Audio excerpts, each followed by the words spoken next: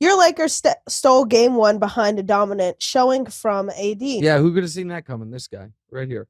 But the win took just about everything from the Lakers' old guys, with LeBron and AD combining for 84 minutes. Yeah. With games every other night, LA won't have much time to rest up throughout the season. Was it smart for Darvin Ham to empty the tank so early in the series? 100%. It must-win game. They had to get game one. Okay. The war that of all the games that are going to be in Chase Center, the one that was going to be easiest to get, the one they needed to get was game one. The Warriors were coming off a 7-game war. The Lakers were the more rested team. There were no adjustments, obviously. The adjustments were yet to be made. They had to get game one. And they were dominant in game one until the final few minutes when they almost blew it. Had they blown it, utterly devastating, because they did fire multiple bullets in that game, and they don't have that many left in their gun for this series. So now, did Darvin Ham push it a bit by playing Anthony Davis the entire second half? And was he clearly gassed at the end of it? Yes. But they got through it and they got the victory. Tonight, very different story. Tonight, they are going to have to try to win or at least play even the non-AD minutes. Tonight, AD and LeBron, instead of combining for 84 minutes, should probably combine for like 74 minutes. Play 36 and 38 minutes respectively. And tonight, if you're the Lakers, I know it's not your style, but it's probably just bombs away from three, see if we catch fire. This is not it would be shocking if the Lakers won tonight. At least you can admit it. Well, listen. Well, you are feeding into an incorrect narrative that I am some just sycophant as opposed to America's most trusted voice in sports. You see, but you've named yourself that. I've named myself what? America's most trusted voice in sports? No, I didn't. Yes, you did. Reuters did. Look it up. Reuters did. So here's the thing. I'm just giving you great gambling advice and good picks. That's all I'm here for, in my opinion on things.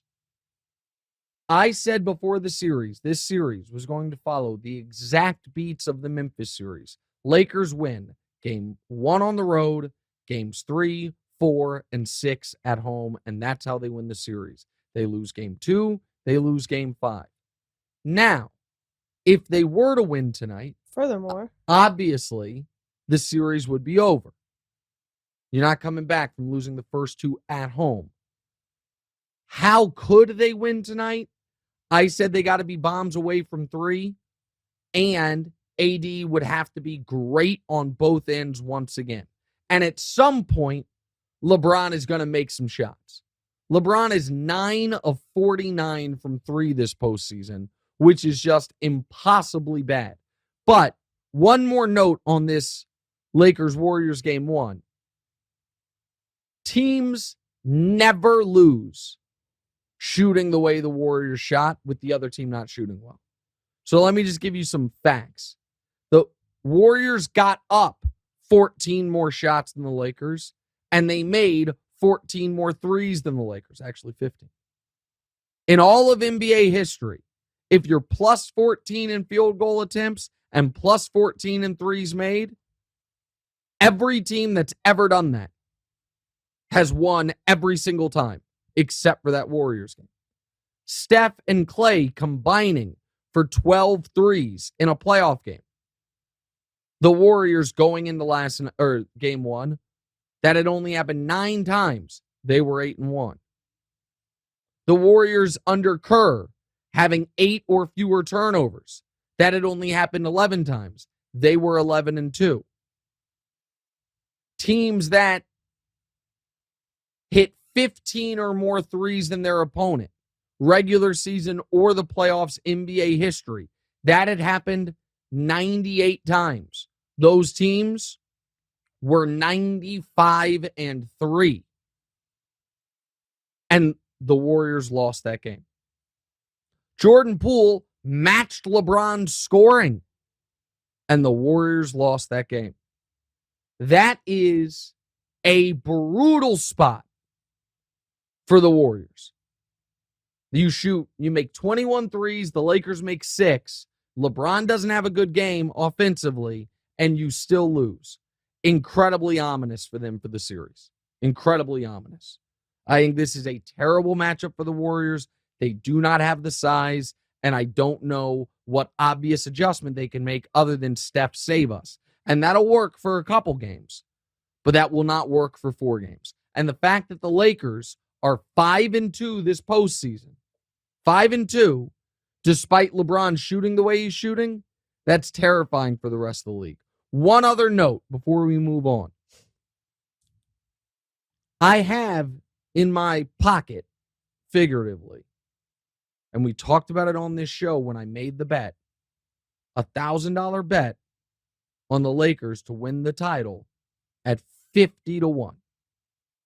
Now, during football season, our very first NFL gambling show, I gave out a different 50-1.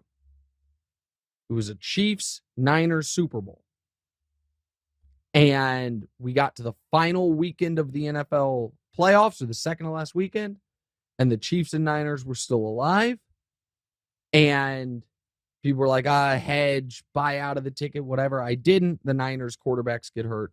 It loses. Sorry, Diora. But I had given the audience a 50-1 bet that with 2 weeks left in the NFL season was down to like 5-1. I then, 8 weeks ago, gave the audience the Lakers at 50-1. This morning, they are 5-1. So I don't hedge bets, but had you taken my advice and bet that, you could cash out right now for 10x the profit. I'm going to ride this to a 50-1 winner and pay for a year of Dior at UC Santa Cruz. But I am en route to, there's all these alleged gambling shows out there and gambling experts.